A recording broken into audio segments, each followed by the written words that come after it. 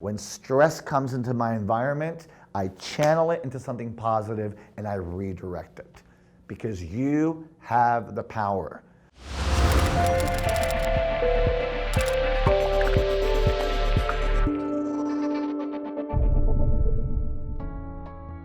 As human beings, we are emotional, and I'm from Puerto Rico, and I consider myself Latino because I grew up in that environment. And I grew up in an environment where everything is expressed through emotions and everything is larger. And so one of the things that I teach people is the power of neutrality. The power of neutrality is not letting whatever is on the outside define me or define the value. So whatever's happening around me, whether it's noise or stress or anxiety or whatever that is that's happening, then I have the power to let that affect me, which causes me to react and become reactive, or I could use that information and turn it into something positive.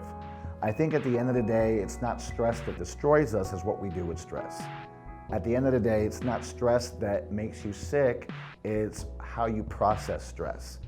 And so most people are reactive by nature, and I can relate to that because I've been that person where something upsets me or someone looks at me the wrong way or there's traffic or there's some circumstance in my life, whether it's relationship, health, finances, an unexpected bill, or something that happens, we'll call it a breakdown. And so when there's a breakdown in life, most of us react to the breakdown. We become upset. We look to blame someone, or we do something that's worse, which is we cover it up. We go into denial. Nothing happened here. Everything is great. My marriage is awesome. And so we make up stories to justify, or we overreact.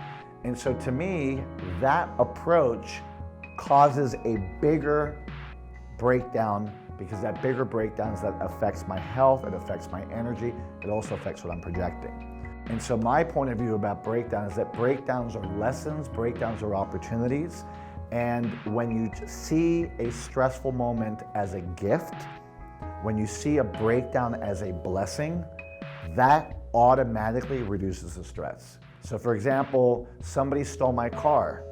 I could look at that like, how could that happen? I'm violated, this has inconvenienced me, and I could be in a total meltdown over the car. And I have two problems. I got the fact that my car got stolen, and now I'm about to have a heart attack. And that's what stress does. And so if I learn to isolate, okay, my car got stolen. You know what I do? I actually go, yes. And why yes? Because I'm still alive.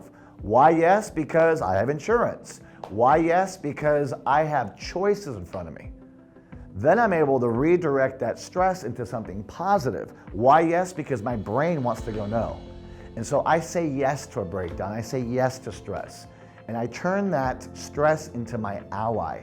I turn that stress into energy. And then I actually take responsibility. Okay, what can I learn from this? How could I have done something different?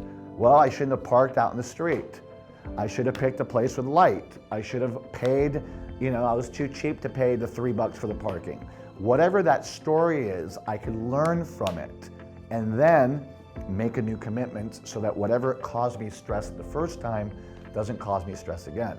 So this is a way of turning a stressful moment into something positive.